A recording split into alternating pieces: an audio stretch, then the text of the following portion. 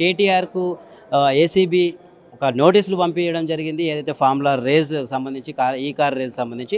అయితే ఇదంతా గేమ్ ప్లాన్లో భాగమేనా లేదా ఓన్లీ కేవలం బీఆర్ఎస్ వర్గాలు మాత్రమే ఆరోపిస్తున్నాయో తెలుసుకుందాం. మనతో పాటు మాట్లాడడానికి మాజీ డిప్యూటీ సీఎం మహమూద్ అలీ ఉన్నారు. ఒకసారి అడిగి తెలుసు. సో చెప్పండి, ఓవైపు మీరు అటు హైడ్రా కావచ్చు, ఇటు లగచర్ల బాధితులు కావచ్చు, ఎక్కడైనా సరే ఒక లీగల్ సపోర్ట్ ఇస్తూ ఉన్నది.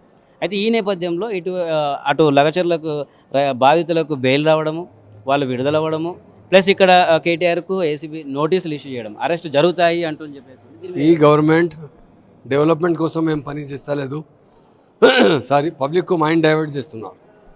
అక్కడ ఫార్మర్స్కు అరెస్ట్ చేసిన 42 days 43 days వల్ల బెయిల్ వచ్చింది.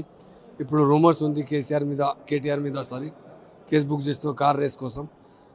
కేసీఆర్ మొత్తం మంచి పని చేసినా ఇట్లా పని చేయలేదు. ఇప్పుడు మా చీఫ్ మినిస్టర్ ఇక్కడ ఉన్న రేవంత్ రెడ్డి గారు, హోమ్ మినిస్టర్ బి ఆయన దగ్గర ఉంది, అందరికీ హరాస్ చేస్తున్నారు. ఇది మంచిది.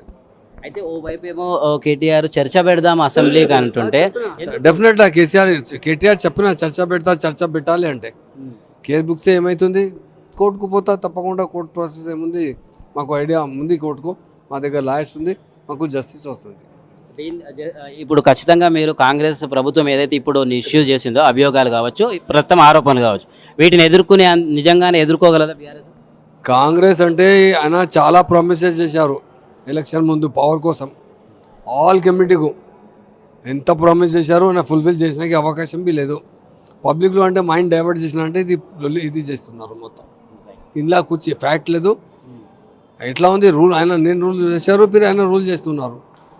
ఏముందంటే మీకు ఫ్రాడ్ వస్తే అంటే ఎంక్వైరీ చేయండి. మరి ఎవరి మీద పోలీస్ కేసు బుక్ చేయంటే ఆయన రేవంత్ రెడ్డి గారు దగ్గర హోమ్ మినిస్టర్ ఉంది, ఆయన కేసు బుక్ చేస్తుంటే రాంగ్ ఉంది, తప్పకుండా నేను కోర్టుకు పోతాను.